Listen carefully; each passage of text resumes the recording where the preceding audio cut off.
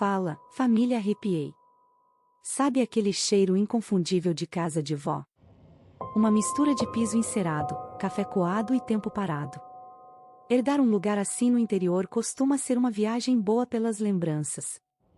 Mas, o nosso realismo cotidiano me ensinou da pior forma que paredes antigas guardam muito mais do que memórias. Tem herança que a gente não deveria aceitar. Dessa vez, o relato não chegou por e-mail. A história de hoje aconteceu comigo. Eu herdei a casa da minha avó, que estava fechada e abandonada há anos.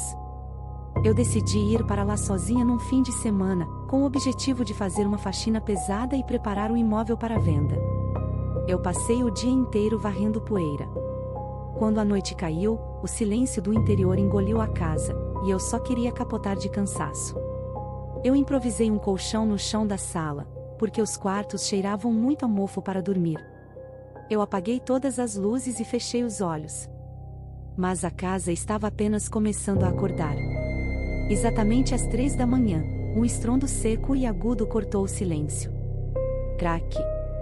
Não foi barulho de porta batendo, nem de madeira velha cedendo. Foi um estalo alto de cerâmica estourando, vindo direto da cozinha escurecida. Eu pulei do colchão com o coração na boca. Eu liguei a lanterna do celular, achando que o encanamento velho tinha estourado, e fui andando devagar pelo corredor. Família arrepiei, a minha avó tinha um daqueles filtros de barro clássicos, imensos, em cima de um suporte de madeira. Eu tinha enchido as 3 velas dele de tarde. Quando a luz do meu celular iluminou a bancada, eu congelei. O filtro não estava apenas vazando. Ele estava trincado de cima a baixo. A cerâmica grossa tinha se partido no meio, como se uma pressão absurda tivesse vindo de dentro para fora. A água estava lavando o balcão e caindo no chão, levando sujeira de carvão e pedaços de barro.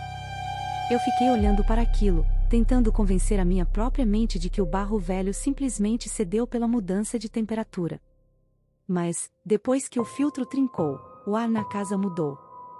Ficou denso, pesado, muito difícil de respirar. O medo real, família arrepiei, ele vem da nossa própria mente. Você começa a imaginar coisas porque o cérebro tenta dar sentido ao que não tem lógica. Eu dei as costas para a cozinha molhada e voltei devagarzinho para a sala. E foi aí, no meio do corredor escuro, que eu ouvi o som que todo mundo que já morou em casa antiga tem pavor de escutar de madrugada. Nheek, nheek. O roteiro é seu, o comando é seu. Seguindo fielmente a nossa nova diretriz, o terror vem da mente, sem manifestações de monstros em CGI ou assombrações físicas, e a cadeira fica na sala, compondo um ambiente sem closes exagerados. O pavor é construído pela atmosfera e pela imaginação da nossa própria cabeça. Aqui está o bloco 2, integrando perfeitamente a sua visão e o nosso padrão de imersão de 1500 a 1800 caracteres. Família arrepiei, a mente humana é a coisa mais perigosa que existe. Ela preenche o escuro com os nossos piores medos. Depois que o filtro trincou, o ar na casa mudou. Ficou denso, difícil de respirar. Voltei para a sala e foi aí que eu ouvi o som que todo mundo que cresceu em casa antiga tem pavor. Nheek, nheek. A velha cadeira de balanço da minha avó, que estava num canto escuro da sala, começou a se mexer sozinha. Mas, família arrepiei, não era um balanço suave de vento. Ela estava batendo com força na parede de madeira. Natália, a cadeira batia na parede. Pam, pam, pam. Como se alguém tivesse sentado ali com muita raiva, descontando o peso do corpo no móvel. A casa inteira parecia vibrar com aquilo, e eu fiquei paralisada no meio do corredor. A luz da sala começou a oscilar, dando aquele chiado elétrico que arrepia até o último fio de cabelo. Eu tentei falar. Eu juro que eu tentei. Perguntei se tinha alguém ali, mas a minha voz simplesmente sumiu na garganta, abafada pelo pavor. O meu cérebro gritava que era impossível, que não tinha ninguém físico ali, mas o meu corpo reagia como se eu fosse a caça. E foi aí que o nosso cérebro brincou com o meu instinto, família arrepiei. O cheiro de perfume de alfazema velho, exatamente o cheiro da minha avó, invadiu o corredor. Mas não era um cheiro bom. Ele estava misturado com algo podre, algo que parecia terra molhada de cemitério. O cheiro me deu ânsia, e o medo paralisou os meus músculos. Eu apertei a lanterna do celular, e de repente, a cadeira parou de bater. Parou de repente e ficou virada exatamente para mim. Família, arrepiei, não tinha um monstro ali. Mas eu senti que não era minha avó. O terror da minha própria cabeça projetou que tinha algo mais pesado, algo sem rosto ocupando o lugar dela na cadeira, me encarando do escuro. Uma presença que não precisa de corpo para te fazer sentir que você não está sozinho. A cadeira estava fisicamente vazia, mas a pressão no ar era sufocante. E o pior ainda estava por vir. Comenta agora para saber o que apareceu na porta do meu quarto. Família, arrepiei. A nossa mente em estado de choque é a máquina mais perigosa que existe. Ela é capaz de desenhar o próprio diabo no escuro. Eu estava travada na sala, olhando para a cadeira vazia, quando uma corrente de ar gelado cortou a casa. Aquele vento forte que assobia entrando pelas frestas de portas antigas, sabe? E o barulho do vento me fez olhar direto para o fundo do corredor.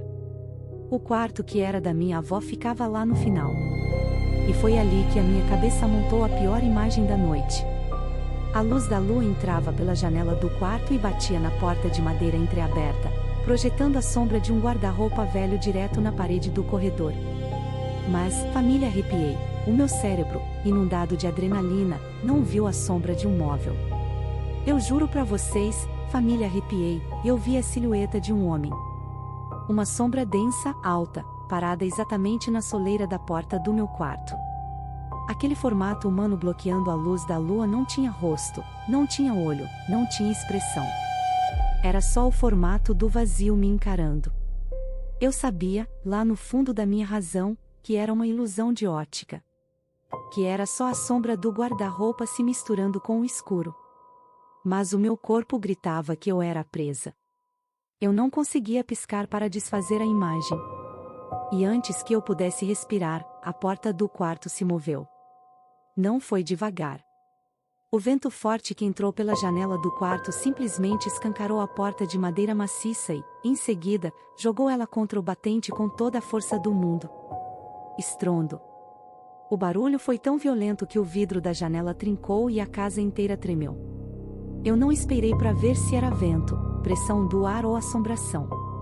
Eu deixei o celular cair, corri cega para a porta da frente, destranquei e me joguei no quintal de terra, escorregando na grama úmida até chegar na rua.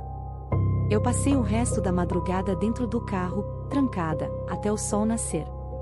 Quando eu entrei na casa de dia, era só poeira, um filtro quebrado pelo tempo e portas batendo com a corrente de ar. A verdadeira casa mal assombrada é a nossa própria cabeça, família, arrepiei. O medo constrói monstros onde só existe móvel velho e vento. Eu vendi a casa no mês seguinte. E você? Já acordou de madrugada, olhou para um casaco pendurado na cadeira e achou que era uma pessoa te observando no escuro? Comenta aqui embaixo. A Natália quer saber. Qual foi a maior peça que a sua mente já pregou em você? No nosso próximo relato, nós vamos trocar o cheiro de casa velha pelo cheiro de éter. Vamos mergulhar no ambiente branco e estéril de um hospital público, e conhecer a história da Cláudia, uma enfermeira que pegou o turno da madrugada e cometeu o erro de ir atender a campainha de emergência do quarto 402. Um quarto que, segundo a chefia, estava trancado e sem paciente há mais de uma semana. Até a próxima, família, arrepiei. E lembrem-se, o verdadeiro monstro dorme dentro da sua imaginação.